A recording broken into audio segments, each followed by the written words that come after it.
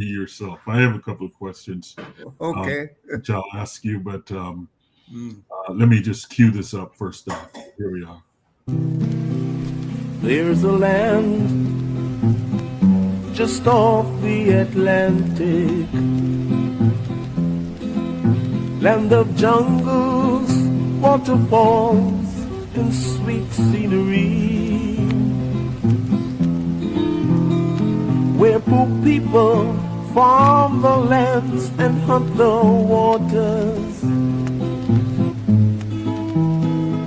and all live in peace and harmony. This is Guyana, beautiful Guyana. Well, good evening, colleagues. This is Guyana. Indeed, it is a beautiful Guyana. I want to welcome you tonight to, I think this is the fourth or fifth in the sort of series that we're calling Nation Building Guyana Beyond 2030. And tonight it is my honor to introduce to you Dr. Ulric Trotz, one of the Caribbean's foremost scientists and climate advocates. A Guyanese chemist by training. He's a former deputy director and science advisor at the Caribbean Community Climate Change Center. And over a distinguished career, he served as a founding dean of natural sciences at the University of Guyana, science advisor to the Commonwealth Secretary General, and contributing editor to the Nobel Prize winning IPCC Fourth Assessment Report. He is the recipient of Guyana's Golden Arrow of achievement and continues to champion climate resilience and scientific development across the Caribbean region. And as many of you know, this project, Nation Building 2030 and Beyond, is really designed to get us beyond the sort of tactical day-to-day thinking and to really begin to have us think in sort of large and strategic ways about how we might meet the challenge of the 21st century from a Guyanese perspective. And so, I wanted to perhaps start off in the area of sort of visions and foundations by asking you, Dr. Trotz, you've long argued that science really should underpin Caribbean development. And maybe, in the midst of this election season when everything seems chaotic and everything seems not well thought out, give us a sense of what a science-driven approach to nation building should look like within the context of a low-lying developing state like Guyana. Oh, good evening, Good evening, Terence, and to our audience. Yeah, I'm wearing two hats. The first one, as a result of my experience in the climate change arena, which leads me to address the issues of generally development during a time when our country basically is exposed to the climate change hazard. And the other issue, the other hat I'm wearing is that of a chemist working in the Institute of Applied Science and Technology, and a knowledge of the potential of Guyana's natural resources as we look at development during an oil bonanza. Now, the science,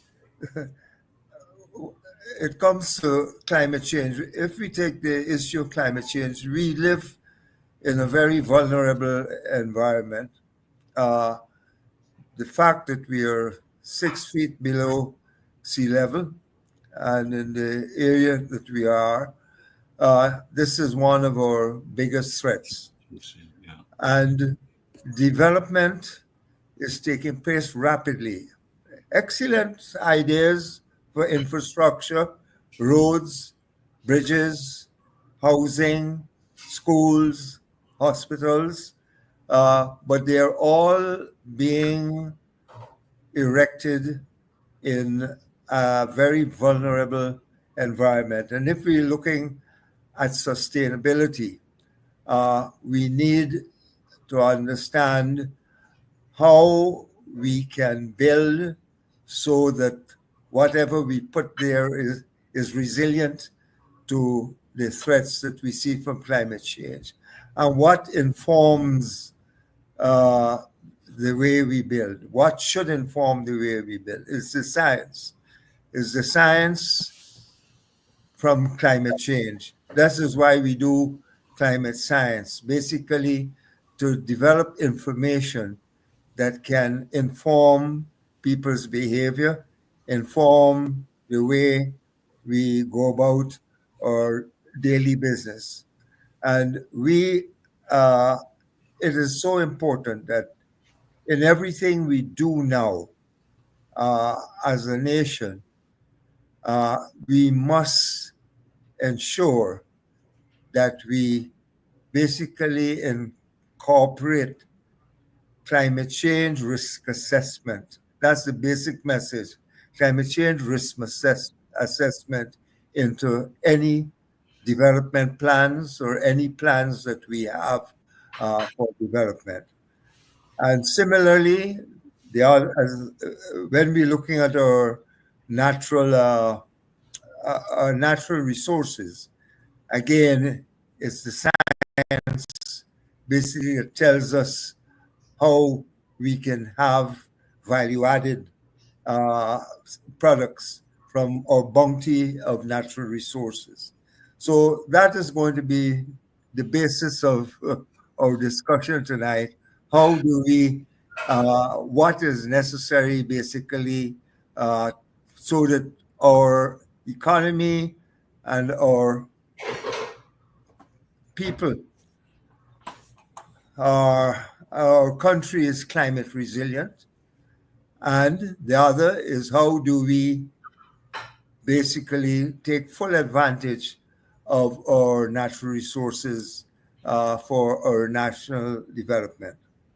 Dr. Trotz, start right there. I mean, what do you believe are the most urgently needed things, investments, capacity investments, institutional reforms to sort of ensure that Guyana and Caribbean states, meet the challenge of climate adaptation? Well, let's start in the adaptation issue.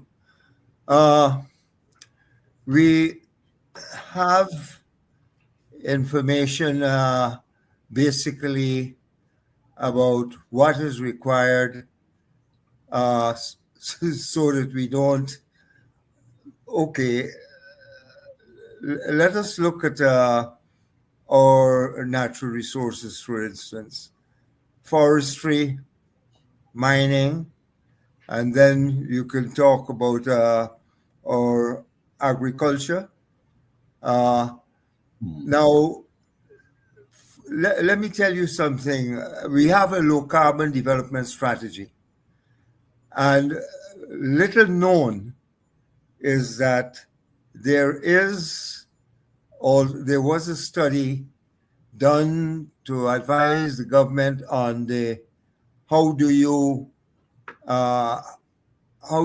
implement it, what actions are needed, and there's this document. It is the climate resilience, which is adaptation. Climate is the roadmap for adaptation. The climate resilient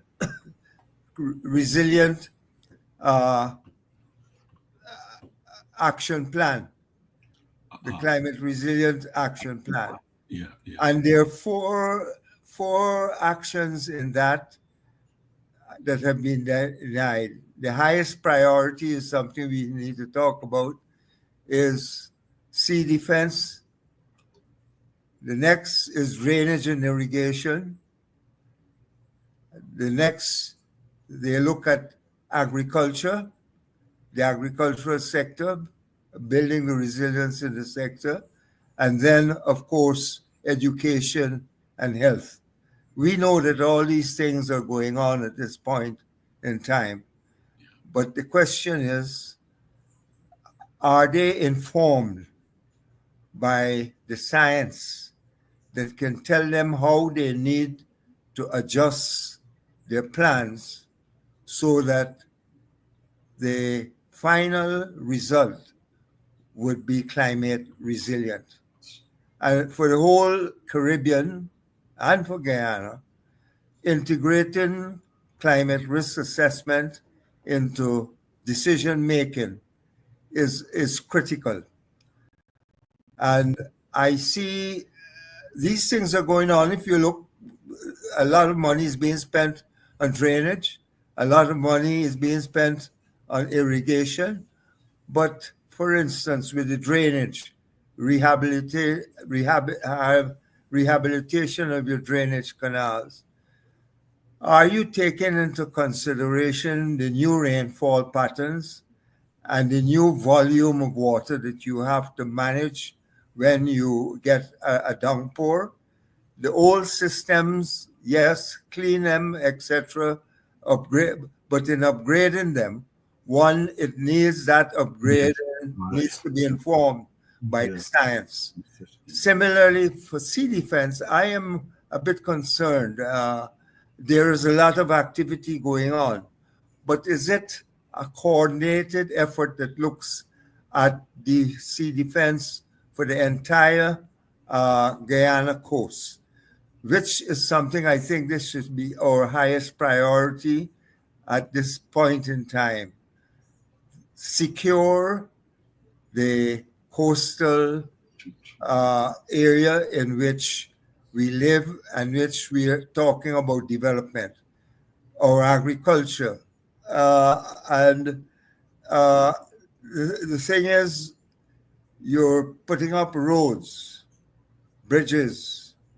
The CDB, for instance, they insist that any infrastructure projects that they fund, whoever is getting the support from the bank, the finance from the bank, they must show that they carried out climate risk assessment, that they've identified whether or not the particular activity is climate sensitive. Then they would have identified what adjustments they would make to their design or the way they intended to do things to ensure that you mitigate those risks. That is essential. It should be in our DNA. If you're putting up roads, you must understand, and particularly now in our inland roads, one has to understand basically the environment in which you're building. And with floods, a lot of the destruction, and this is not only in Guyana, in the Caribbean, a lot of destruction is to our highways and the result of excess rainfall and flooding.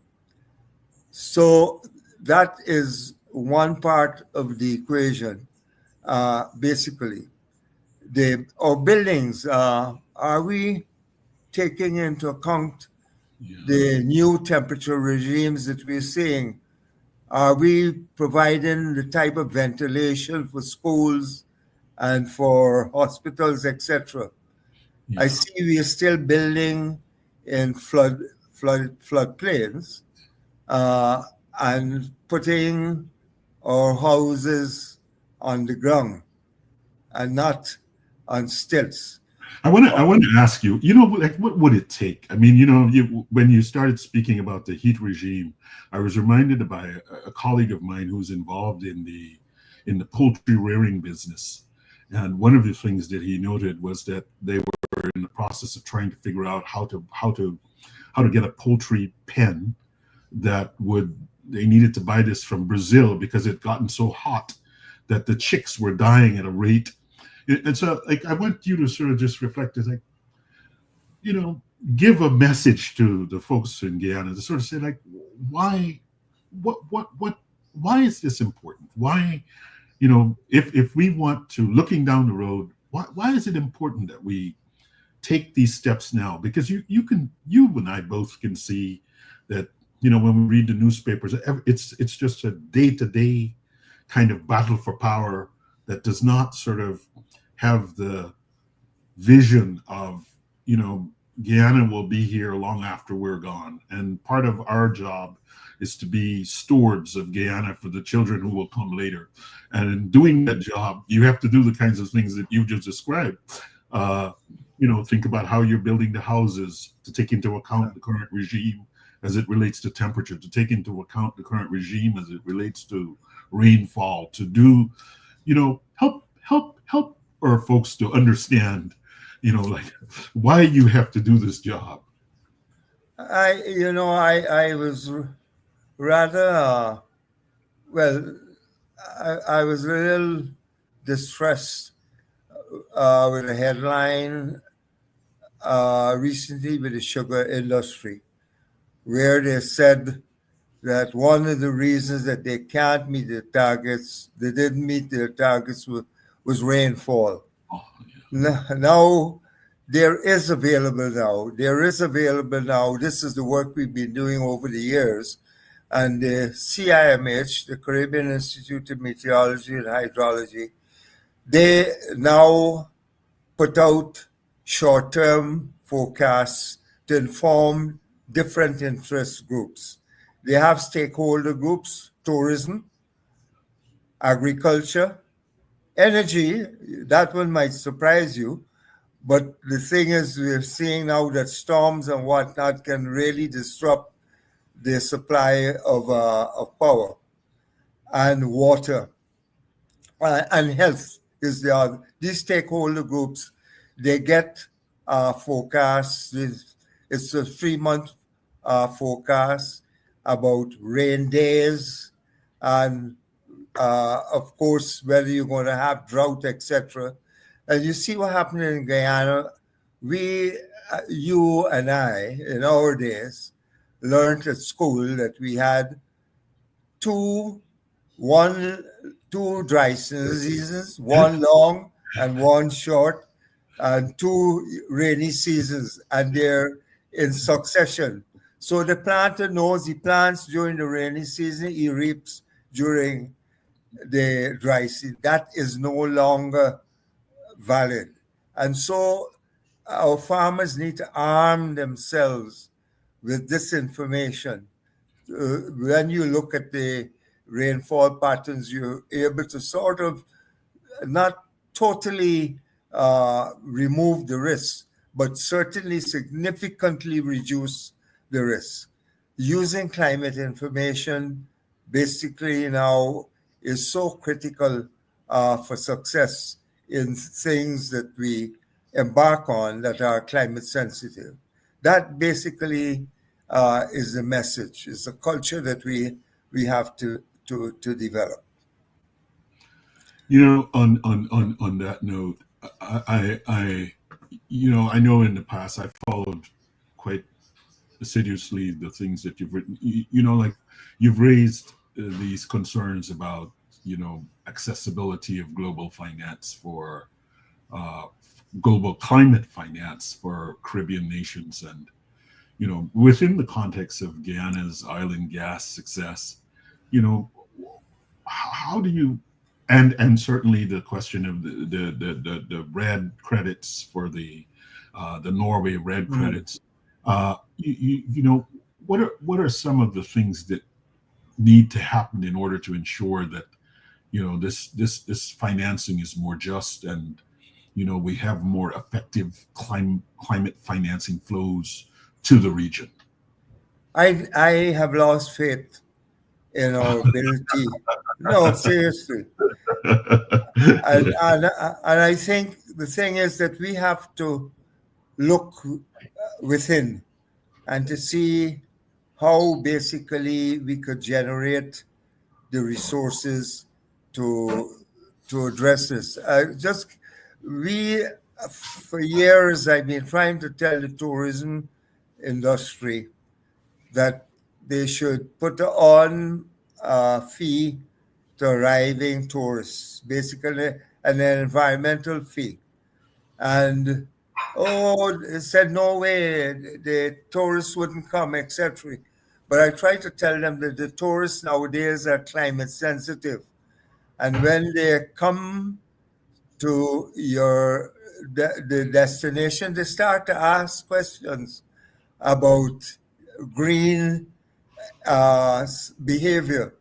Your energy, how you generate your energy, how you manage your water, etc.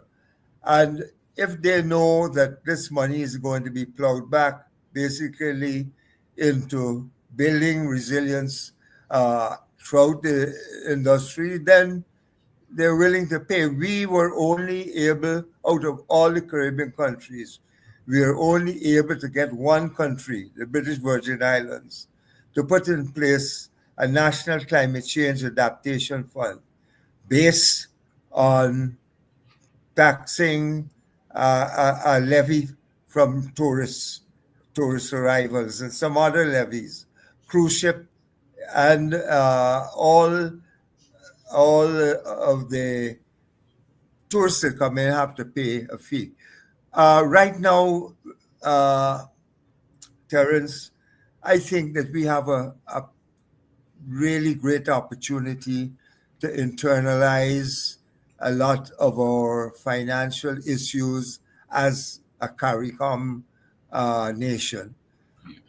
Given the oil and gas resources in the Suriname Guyana basin, and also the oil infrastructure, the industrial infrastructure in Trinidad and Tobago, there's no reason why we can't internalize the whole issue of A, our energy security, and B, our food security. The food security comes from the fertilizer capacity that we have lying at Point Lisas in Trinidad and Tobago.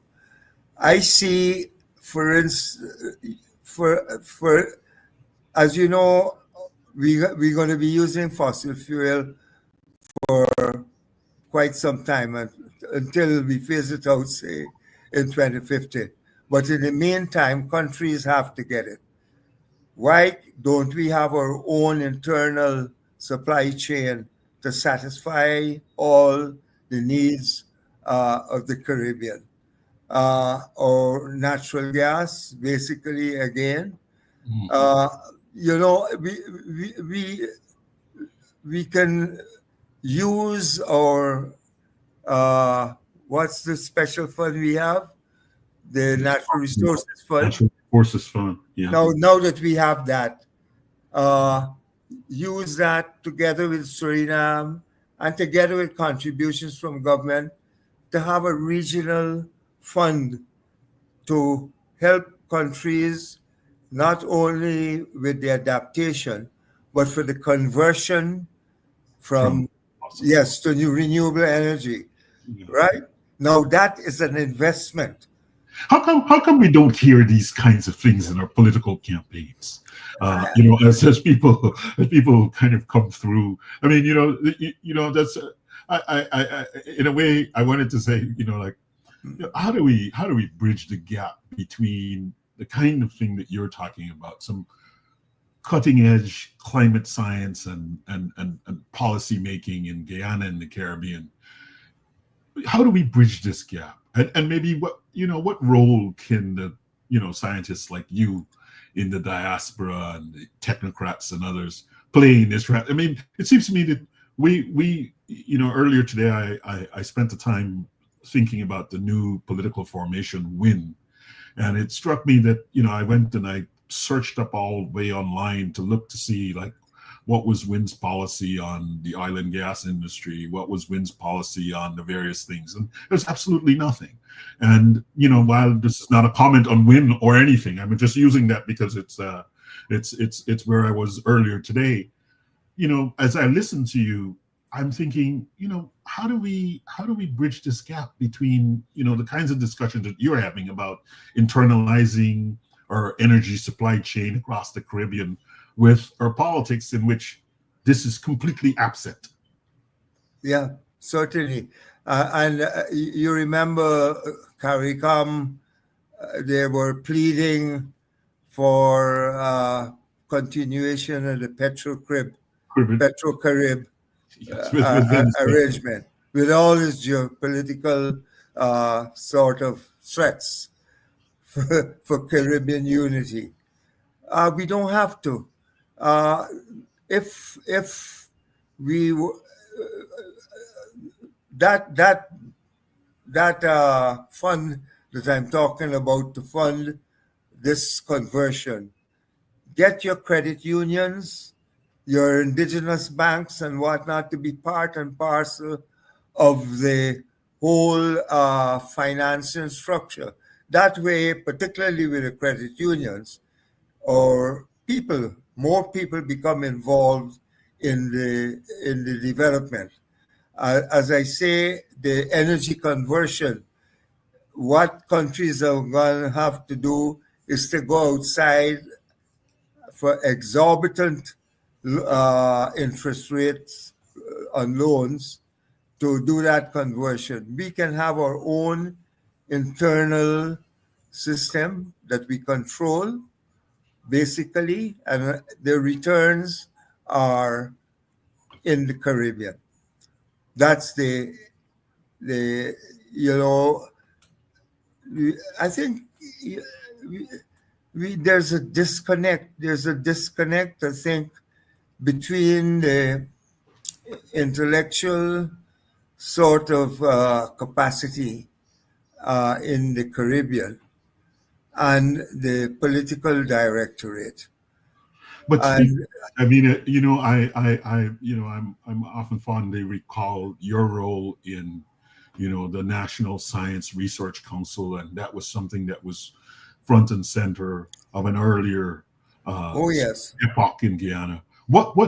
How do you see what's changed? I mean, why was it at the time in which you and others kind of came upon the scene that there was a kind of understanding that the country should be making its own science policy, and the country would have a broad scientific directorate that would help to shape its development? And then we come to this place today where as you've just described, I mean, a central question is one in which we're thinking we've emerged as a major oil producer, and at the time when there is an urgent need for climate action, and this question of what our country's petroleum-based growth might look like, and how to think about a responsible transition. And in some ways, our entire discussion happens without even for one moment acknowledging something like that. What's changed? And maybe if you can offer some guidance to the current political elite, to sort of give them a thought about how things happened in the past, and maybe what they ought to be thinking about today as the Guyanese leadership today and to the future. Yeah, it's not only in Guyana. The Caribbean years ago basically had much more investment in science and technology than we have today. We still have our institute existent in Guyana. We have Cariri existent in Trinidad and Tobago. We have the Science Research Council in Jamaica, and we have the Produce Chemist Labs. But they aren't at the forefront of development. They aren't resourced, and I don't think that, there is. I don't think show me any of our countries now that has a ministry that addresses science and technology, not for its own sake, but for development. That is the critical link that one has to make. Science and technology for development. And I think the time is right now for it. I think Guyana should look revisiting the establishment of a science council with a science policy, which they need if they're going to take advantage of full advantage of their natural resources base. Let me talk about that for a minute. Yes, please do. I was looking at Silica City. Yes. So I have my own reservations about Silica City, simply because I have a great hope for silica sand in Guyana, and I hope that Silica City doesn't compromise the sort of access to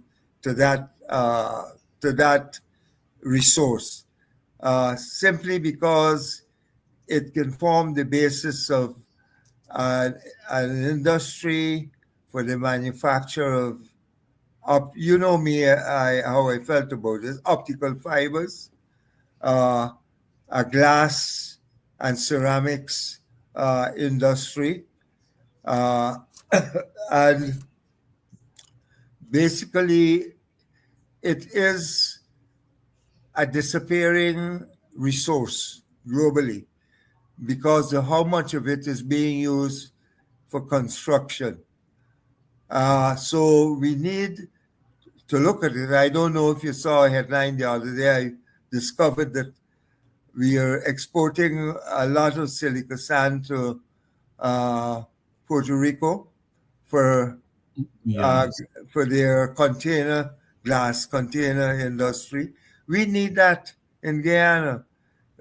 We need to look at our silica sand, but that is the whole mining area. Bauxite, we're going into bauxite. I don't see any discussion as to, now that we are looking for diversification, if we are going to go back to processing for alumina, and now that the energy situation is becoming a bit more favorable, if we're going to go on to smelting in Guyana. These are questions we should be starting to ask. And let me tell you something that science, being a scientist, I've picked up. Red mud. Now, red mud has been identified as one of the a major source of rare earth minerals. The red mud that has been discarded from the processing of alumina. Scandium is one of the rare earth metals that you get. Then you get, my chemistry is bad, cerium, lanthanum, neodymium, and there's one other one. Anyway, the Chinese and the Brazilians and the few others are already way ahead, looking at the extraction of rare earth metals from red mud. We have masses of red mud left over from the days of Linden, and this is a resource that we should look at. Yeah. So, About to say, I think one of the things that you haven't mentioned in a sense, but maybe we should amplify for our audience is sort of the broad strategic significance of something like the something like the silica sand, right? So I mean, it is when you think of our modern world and the internet traffic, the Oh yeah. 5G infrastructure, cloud computing, AI data centers. These are all things that will drive exponentially the growth of the demand for the optical fiber that you've just described, right? I mean, this fiber optic cables are the backbone of Oh the yeah. global digital infrastructure.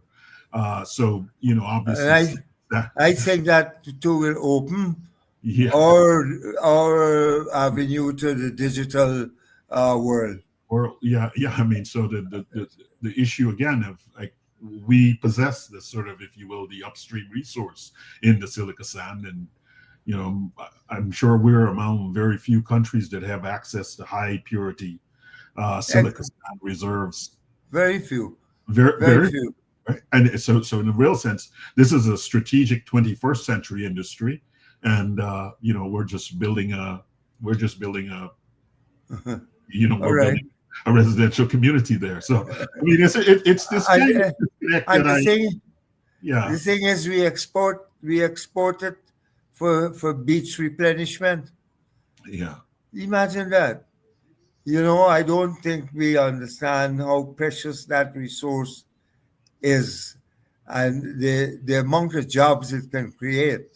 We had a glass factory years ago that eventually closed, but I think it was a strategic error for them to manufacture plate glass. What they should have focused on was container glass.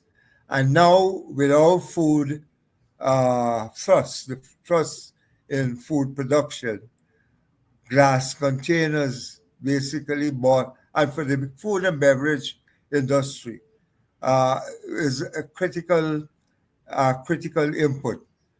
And the silica, we did the work. We didn't do it. We had it done for us in Pilsen, in Czechoslovakia.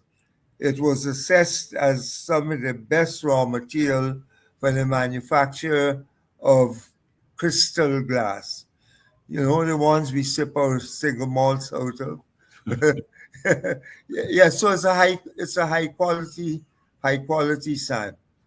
yeah. They No, are, no. I think we've this high purity silica deposits. I mean, really should be some component of a national materials advanced materials strategy. well, this is, yes, you hit the nail on the head. A national materials strategy. Uh, Recently, uh, the American ambassador paid a visit to this new bauxite facility at Bonasika.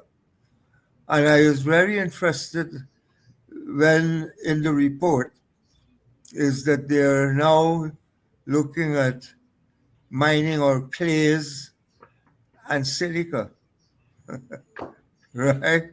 Now we have clays and silica and feldspar and kaolin, which could be the basis also for uh, uh, tableware, not well, ceramic for ceramic industry. And with clays, you know, uh, I don't understand. Now, for instance, you're getting the energy to fire the bricks. I don't understand why we don't look at our clay bricks for building material. Again, there is a question of materials. Then there's the rice husk.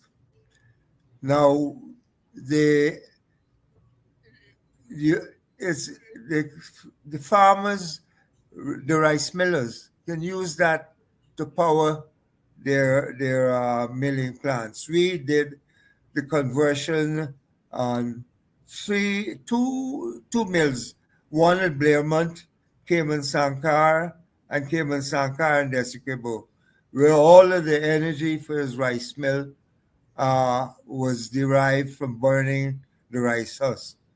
We did the same with Williams at Cow Island, using the wood waste to generate the energy. So the sawmill industry basically shouldn't really be pulling power off the grid. But back to rice husk. The ash after the combustion is something called rice husk ash, Yeah. which is now a billion-dollar market, multi-billion-dollar market globally. And why?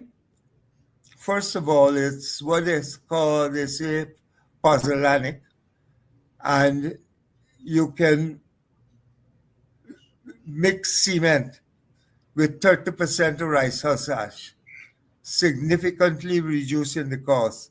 And I'm proud to say, we started that work, but I'm proud to say that the first paper that was ever published about this was published in 1990 by a Guyanese, Boteng, working out of the Faculty of Technology at the University of Guyana. You know, Yep, yeah, way ahead of the game. Way ahead of the game. And the rice husk ash is the purest form of silica and is now used as a raw material for the production of pure silica that is used for making the photovoltaic cells for the solar industry. mm, So there again, that's another material. another sort of strategic material. Yeah. Or manganese is a very strategic mineral, and it's under the manganese is under the control of a Chinese company in Guyana, and both the Americans and Europe are very keen to shift the supply chain for some of the inputs into EVs and electrical vehicles away from China. And so they have been investing heavily in countries with manganese for doing the processing so that they don't have to depend on the processed material coming out of China. So that's an opportunity, basically, and why all of this is connected to Silica City. When we're looking at replacement, moving our populations or new urban centers, you could build that around some of our natural resources. If you had this sort of activity, for instance, up in Matthews Ridge, with this sort of you putting processing facilities, you need workers, you need labor, etc. That you can develop, that can lead to some urban shift. And in the Linden area, you have the kaolin, the sand, and you have all the facilities for ceramics. You have the red mud. So that's another area you could develop, hubs around some sort of industrial activity, not to mention. No. Actually, it's interesting. That's been one of my deep insights of the United States. As I've traveled around the country, it's become clear to me the way in which the country is sort of divided, so to speak. If you think about the financial industry, well, that's New York. If you think about the energy industry, well, that's Houston. If you think about the science and if you think about the digital industry, California. That's California, and in the West, and Washington and Seattle.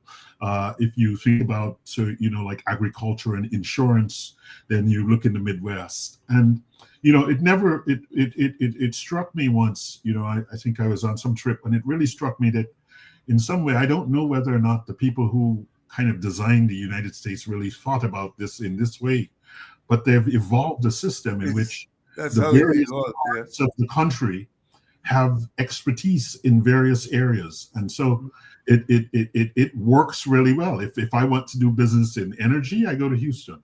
If I want to do business in artificial intelligence, I go to Silicon Valley in California, or I go to Seattle in Washington, or I go to San Francisco. If I want to do business in finance, I come to New York. If I want to do business in biotech, I go to Boston.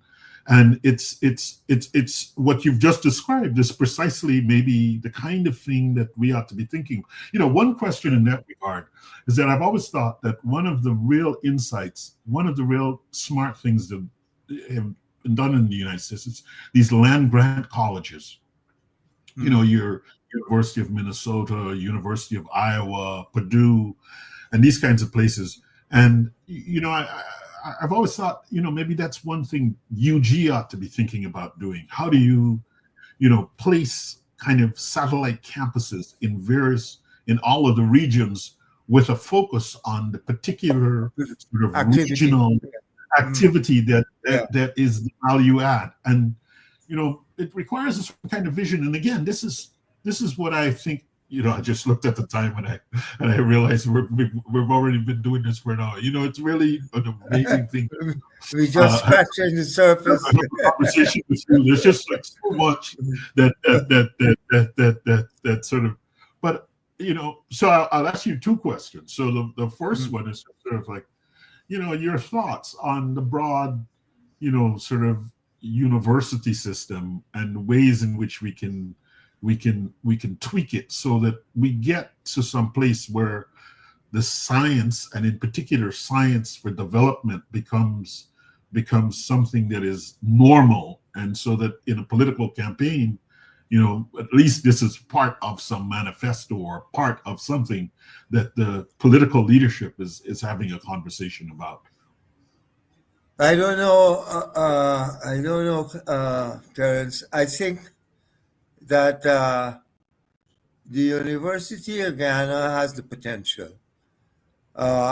Its history, basically, particularly during the era when it was really sort of grounded, was basic that we in science, we never mention science without thinking about how do we apply science to development. And we had the opportunity. We were invited to provide the sort of inputs, etc. I think the mood there is ripe for it.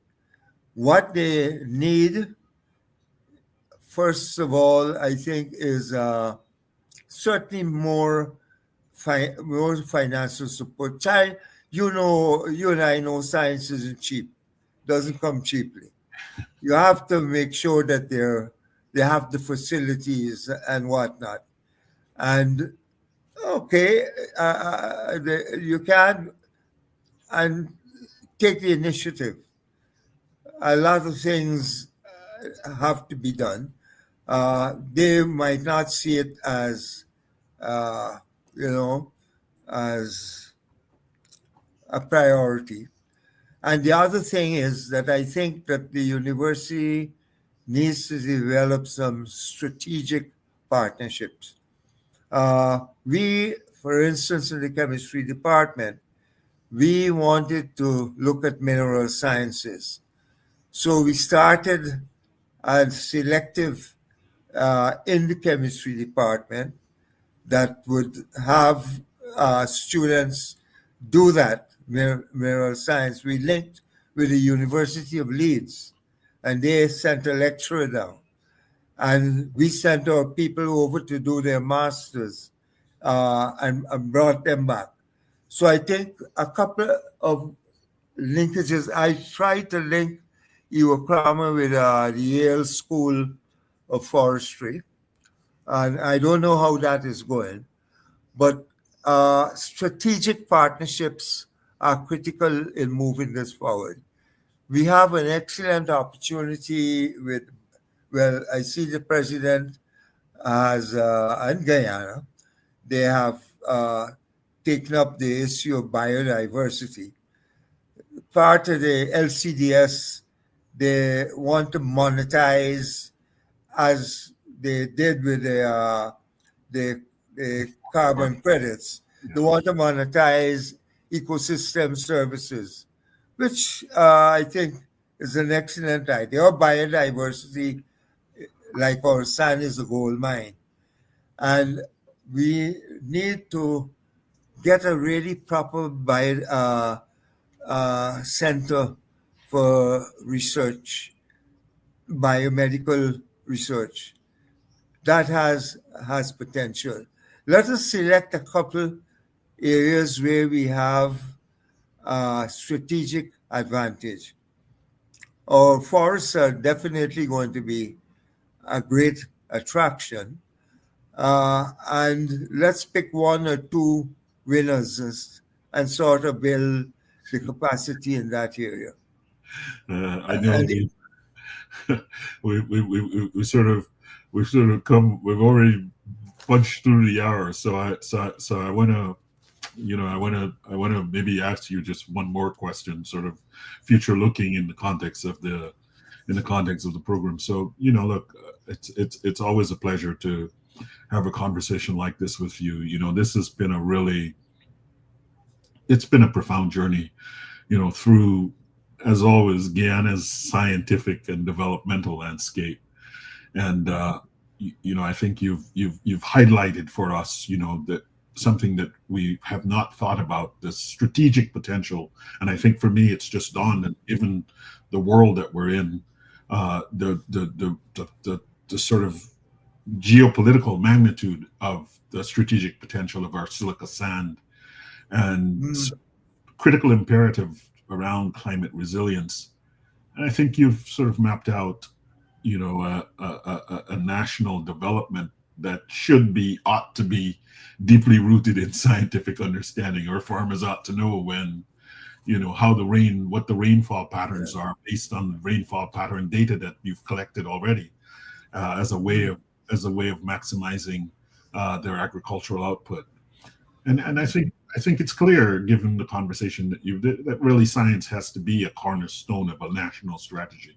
And maybe I hope some of our political leadership over the course of the next 50 days, as they prosecute their campaigns, might listen to this and say something about how we scientifically transform these natural resources. How do we better adapt to the climate challenges? How do we create new economic opportunities for our young people?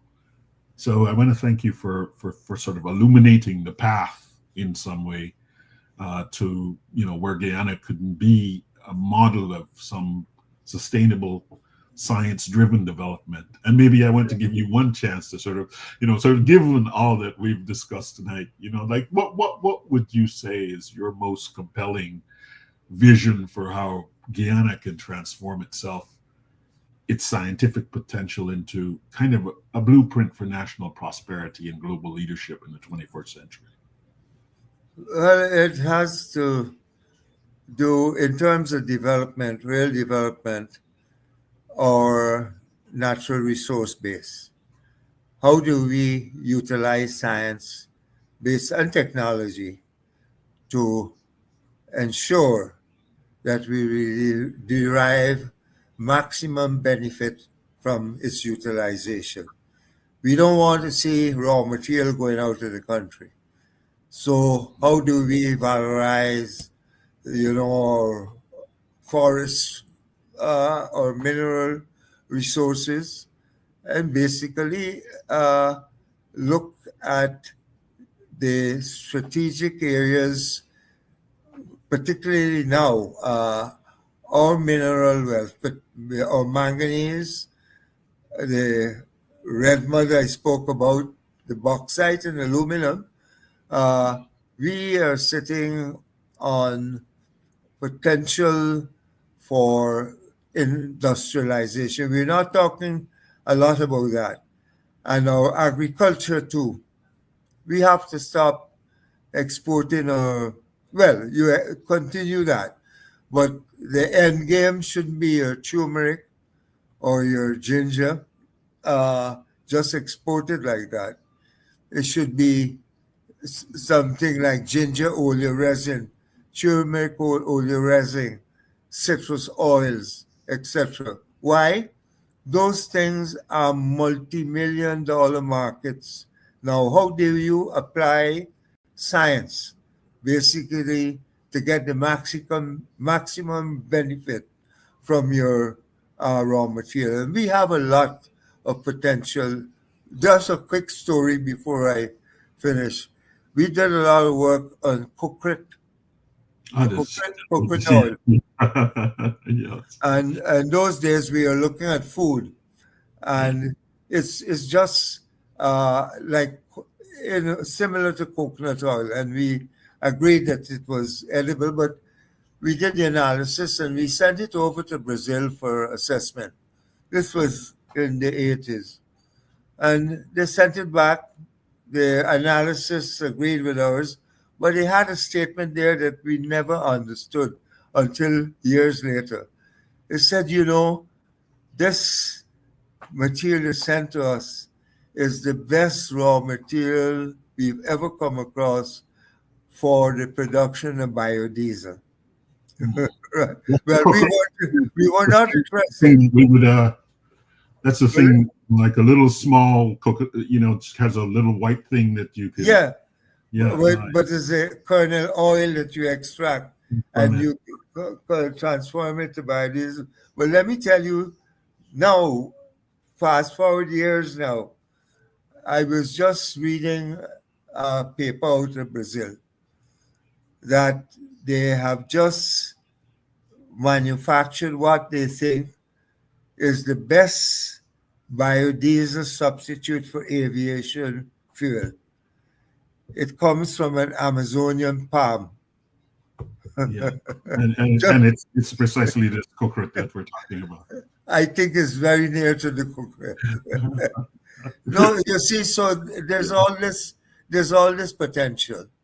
The coconut industry, we should basically, that could be a whole industrial base, but you need the scientific knowledge to transform it. I've often thought that, some of my roots are in the Pomeroon, and in the Pomeroon they do a lot of coconut farming. And I've often thought that, my his great grandfather, and they would always have these, the coconuts. They would bring them down in their boats. They would sell them the copra and all this sort of thing. So I've always thought that they were quite self-sufficient with this coconut thing many years ago, but somehow we seem to have lost whatever it was that they understood in this moment when folks left the plantations and sort of began doing them themselves and doing their own. And You used to get some excellent coffee from them too. Yes, there was also Pomeroon. Yes, I know that too. Yeah. We learned to drying. We were doing a lot of drying of agricultural products, and we were up the Pomeroon, and we stopped at the guy who Uncle Jerry, I remember we called him, who was manufacturing coffee, and it was a simple thing.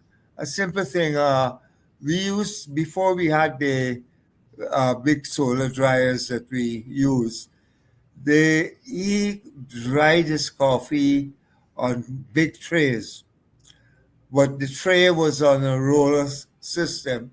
So whenever the rain was coming, all he did was a simple solution, just roll it on a shelter. No, I have to say, my mother always laments that, in the years, that generation that emerged from slavery in Pomeroon and, became owners of some of the land there and planted and so on. She always laments that, their children built smaller houses than they did.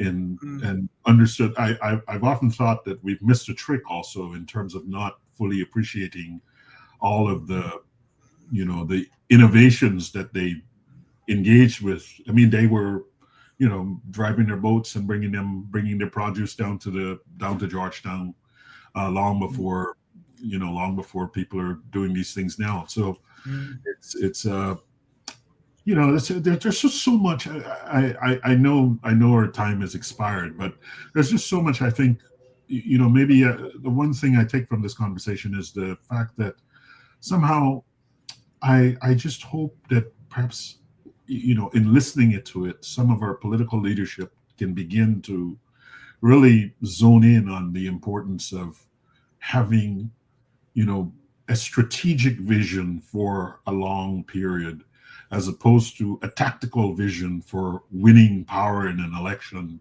for the next 5 years, but rather understanding that Guyana will be there for another 500 years, God willing. And, if, it's like the biblical thing, people have to think about, not just themselves and their children, but for their children's children. And I think in order to do sustainability. That's why you have to build. That's where sustainability comes in, and I think that we don't see that, and I don't mean to be critical. We don't see that level of seriousness and rigor of thought in our political leadership today, as opposed to, say, in your time when there was this clear sense of establishing right. I mean, I don't think that there's any, and I don't say that lightly. I don't think that there's any of my generation who have been involved in as impactful and as significant the kinds of efforts that your generation engaged in, right? So you can point to Iroquois, you can point to NARI, you can point to UG, you can point to various institutions, the Standards Bureau, and I think that somehow along the way, maybe I should blame you and your generation for not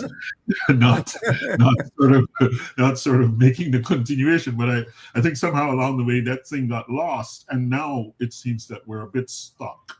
And we don't seem to have the sort of clarity of thought and vision to see beyond, today and tomorrow. And we need to revive it. There's a set of young scientists around Guyana now who I think, with a bit of mentoring and whatnot, certainly will answer the call. Yeah, no, that's the point. I mean, I'm always... You want the opportunity. I'm always amazed at how extremely, extremely talented. That's the one thing we can be very proud of, is that somehow maybe there's something there in the gene, that generation after generation, we continue to have very, very talented young people. I mean, I see them, come to Brooklyn and, in a few years, just quickly find themselves and go on to do really wonderful things. And so that we have what we've lost somehow is like the connection between their personal intellectual acumen and deploying that intellectual acumen in the context of developing a broader society. And hopefully conversations like this at some point can, it'll be there. Maybe some little kid will look at it and say, I want to do that too. So we'll works that way. We also need the institutional sort of environment, well-equipped laboratories and whatnot. And not only that, we need an environment where they are allowed to do their work and to be scientists. Actually, this is what the Indians have done. Yeah, this is exactly. I mean, I have to say that's been one experience that I've taken very seriously is a visit to the Harish Chandra Institute in India some years ago. And to me, I saw very clearly there that this harnessing of science and technology on the part of and really harnessing the science and technology from across the Indian diaspora, across the world, is really the thing that is responsible for India being today a central nation in world affairs. I mean, it's there's no question about that. I so literally saw that with my own eyes. So we have to create the environment at home where professionals will want to be home. Home, yeah. You know, home to contribute to the knowledge transfer home. You know, I had an idea years ago that I shared with a former vice chancellor.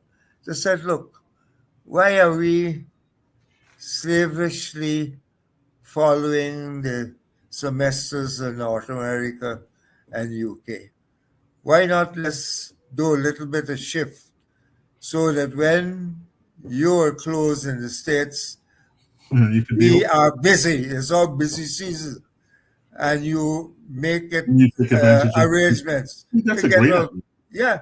You know, I think that's that way you start to get the osmosis. Yeah. And eventually it moves from personal to department to institution. Yeah, that is great. Yeah, I mean, I could see very easily. I mean, this is the summer. I could teach in the summer, do the summer seminar in Guyana. Oh yeah. That could be a part of the semester for someone. So, no, I think that there are a lot. We worked on a few things, man. Yes. So I mean, I again, let me say thanks. I do think that, you know, this is, you know, the hope is to catalyze the discussion beyond the today and beyond tomorrow, but to kind of look to say, if you want to have some strategic interest deep into the future, there are a couple of things that you have to do today, and you have to hold the vision of what it looks like in the future. And I think that you've certainly the silica sand thing. I mean, it struck me. I mean, we're in the middle of the great digital revolution, and we have all of the tools that form the backbone of the digital revolution, and we're building an apartment building on the top of it. So it might not be the best strategy or best use, but if you don't know, then that's true. Then it doesn't seem like you're doing anything. That is true. Right? Yeah. So I think just to begin to get that sort of thinking going once again is a very useful thing, and at least to raise the issue and have people think about it. And well, we keep feeding it in. Yeah, so we'll continue to keep feeding it in and give folks a chance to have a wider palette from which to paint. All right. So this has been really good. David forsake us tonight, man. Yeah, I guess they all decided to go to church. So we'll pick them up at some point there in the future. All right, sir. Have a wonderful evening. Thanks. You too, Terrence. Bye. Take care. Right. Bye.